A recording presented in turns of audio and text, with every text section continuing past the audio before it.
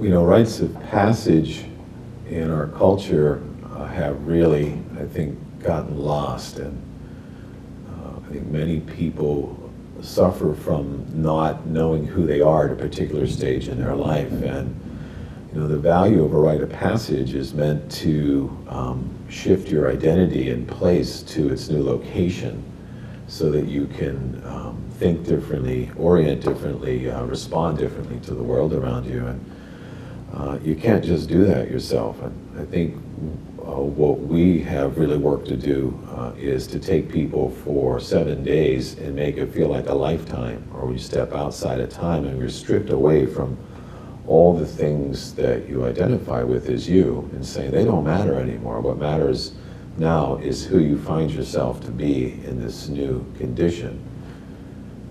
You know, and when there's enough of an undoing and a taking apart of something that's so familiar, and you can survive that and not have to reconstruct yourself or pull yourself together to who you know yourself to be, it opens the door, you know, completely opens the door to what starts to become possible. And I find that takes at least 48 hours for a modern human being to get stripped away from all these identifications, which is really pretty damn fast. And being able then to gravitate towards a whole nother orientation. And that's where we would, you know, use the reflecting mirror of nature, the reflecting mirror of a ritual and of a group, you know, and using your body and using your voice, and working with song to lose yourself and to let yourself go. And to let what wants to come forward start to come forward, which is not easy for civilized people. Yeah, I was telling friends that have never been on a through hike, it's usually the third night that I sleep on the ground. I wake up the next day and I'm feeling, you know, new, deconstructed, and then anew. Yeah, so what I find the hardest part of entering into any kind of ritual passage is many people want to be different. They just don't want to position themselves through in a way so they can be different. We all want to do something different, but we don't want to undo what we always do, which is one of the hardest things to work through. And I think ritual does that well. When you do a rite of passage, it's that stripping away and of what's familiar, so that I can't go back to it, and I've got to just stay with what I don't know, and being confined to that construct or to that experience, and a way as profound as I can tolerate it, to see what comes right after that, and then to pay attention to it. I think some of your adventures are oriented towards youth around the time that they're having this rite of passage or coming of age experience. Can you describe or give us a little narrative about how that has played out, or you know, any experiences that come to mind? Well, when we do our rite of passage program with youth, we include them with the adult men. They happen at the same time.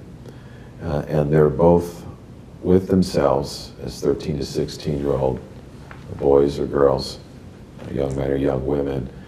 And then they're included oftentimes with the whole group. We do this thing called a timeline, where we did it again this summer in our men's program, where the youngest man was 13 and the oldest man was 77. And so when you're with 70 men in a circle that starts from 13 and goes all the way to 70, that alone has an impact, you know, in terms of that ritual of the circle and cycle of time, and where these guys start to feel their place. And when the rest of the camp treats these young boys like men, that's something that has an impact on them profoundly. And they begin to speak like men and resonate like men, as opposed to trying to find out what it's like to be a man from their own resources.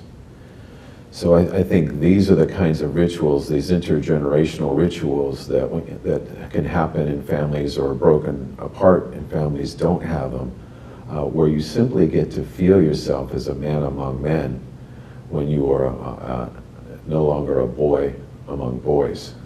And I think that has been really profound. And in fact, when we do our evening rituals, we do grieving rituals, and we include the boys with the men, and they watch men grieve and attend to one another and speak their grief and speak their losses, and just their ability to withstand that and respond to it is amazing, to watch them step into themselves in new ways and find a new voice and respond to how they're affected.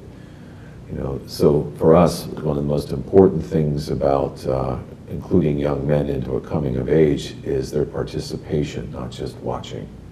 That they get in and they do with us, and sometimes they do for us. And I think that's how they get a sense of worth and a sense of identity as a man.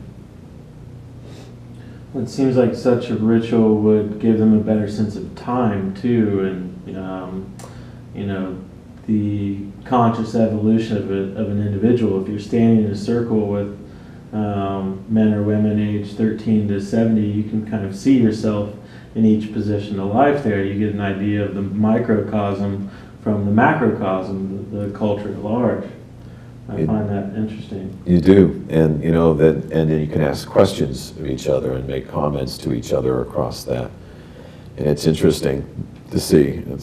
For one of the young men said, what's the difference between us down here and you down there? And they said, illness and divorce.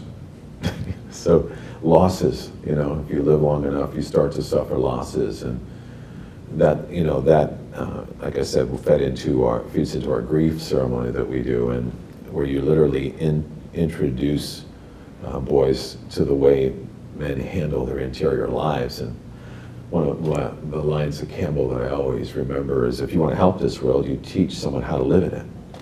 And that's an example of what we do to help teach these young guys how to live in the real things that happen over time to us as men.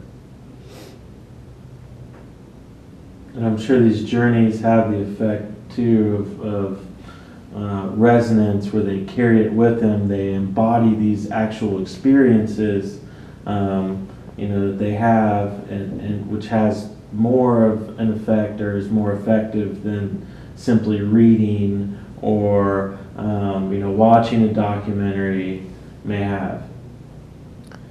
Well, I think the difference between participating in a ritual like that, whether it's young men learning about the sense of their manhood, the young women do this as well with the women, and experience what adult women think and feel, is that you can get a taste, you can get a taste at best from reading, and you can get informed, but information isn't enough. You need something that resonates in your bones, and our ways of we live these journeys so that it creates this touchstone in your own interior life that you find yourself referring to again and again. You might not think of it for 6 months, but then someone dies in the lives of one of these kids, and they remember the ritual that they had. And that's the beauty of, I think, myth gets in your bones, and it gets into the unconscious well, so that it's not something you constantly think about in the foreground of your life. But if you enact the ritual correctly, it's planted so that when the time comes, it comes forward when it's needed. And I think that's what's really important about living into a myth as opposed to reading it. You may be able to, and I think Campbell was someone who was an avid reader as well, and as am I, and I know passages come alive to me, and poetry comes alive to me out of the unconscious, but it's always by something I'm currently living through, not just something I'm reading. Myth is something you live through.